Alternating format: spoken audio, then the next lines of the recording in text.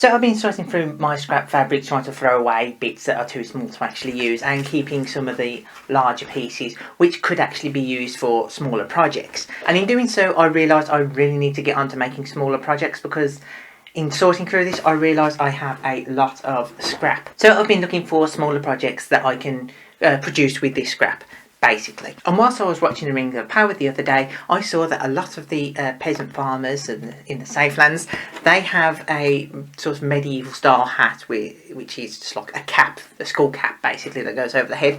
And I realised that would be a very simple project to make and something ideal for this sort of scrap. I'm going to be using this dark red which I made my Roman dress out of.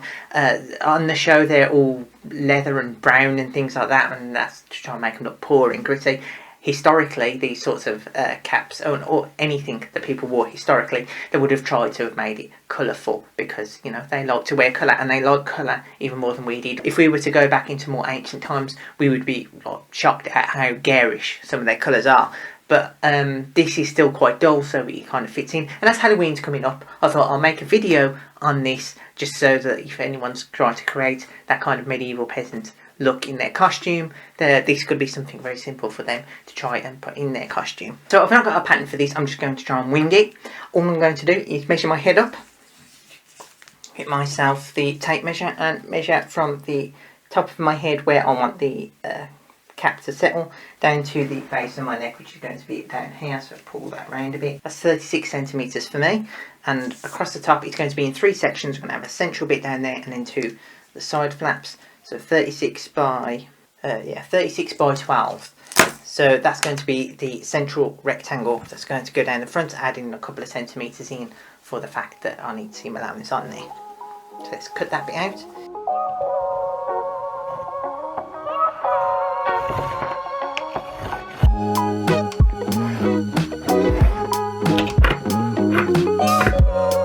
Right, and there we go. That's the first central bit that's going to sit around the middle of my head, rather like a mohawk. The next parts are going to be the side flaps, and to do them I'm just going to cut out large rectangles. So basically I think this is going to be the correct width anyway, so it's going to sit at the side of my head like that, and I just need to know how far back it's going to go, and then once I sew the top round it's going to follow a curve on the side of that. But I'll measure that once I've got the pieces that I can just stick together. Because these 2 side pieces are going to be the same, I'm going to fold that in half and do all the cutting across a folded piece, so I can cut out the 2 parts at the same time.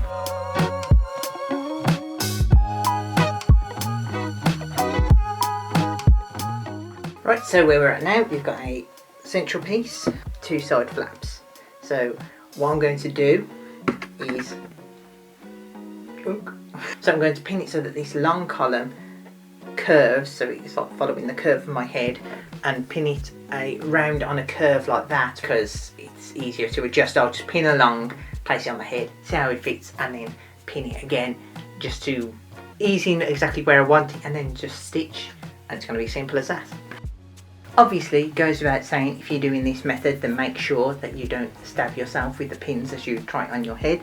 But having pinned the 2 sides on, you can see this is a fairly good fit. It goes down to the base of my skull there. I want to cut out something for the ear on the sides, but that bit goes to the front and that bit goes to the back. So this excess material up the top, this part would just need to be cut away. Ear holes need to be cut at the side, because that's the way they always have it in the shows. They've got the ears uncovered.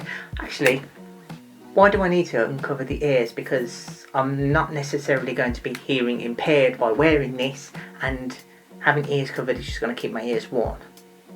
Another thing you probably want to consider is how exactly you're going to secure this to your head. On a lot of television shows they normally have some sort of leather strap that comes down that they tie under, so it becomes like a deerstalker sort of hat where you can tie under the head. I might just use a bit of jute cord to go through there. I don't really want to use my leather cord up because I don't have that much of it left, but jute cord is fairly cheap and it will look more rustic. But anyway, let's cut off the excess materials and then we'll get to sewing.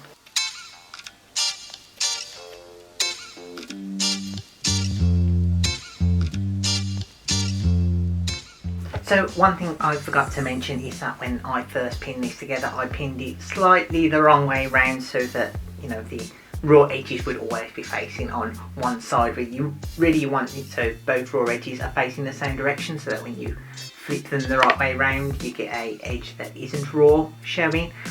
When I was doing it to, you know, do the mock-up, I pinned it so that it was the wrong way. Anyway, being repinned.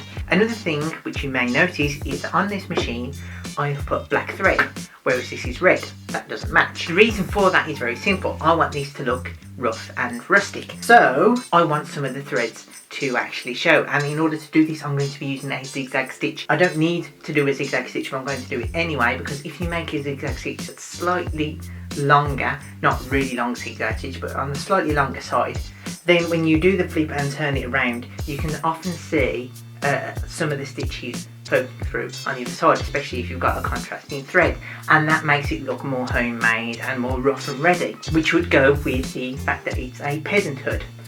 See, there is method to my madness.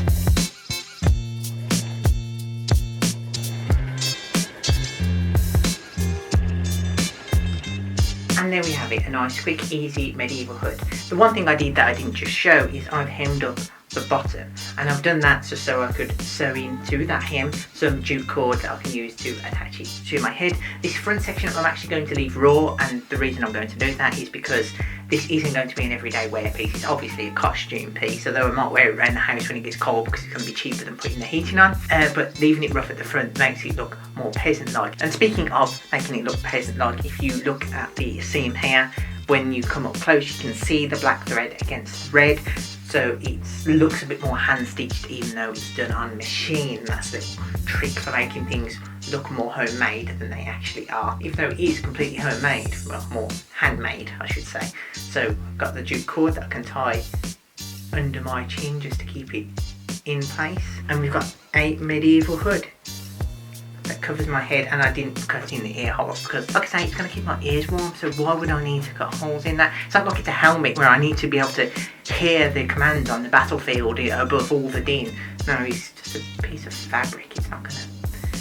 Anyway, so that's a nice, quick, easy make. So if you're doing anything medieval for like Halloween, or maybe you're going to a Ren fair or something in the summer, this is a nice, quick thing. You can just throw it together and make an outfit look more medieval. I do look like a little bit of an Eastern European farmer's wife, a shepherdess or something like that, with this little hood on. Anyway, that's all for now. I'll catch you in the next video.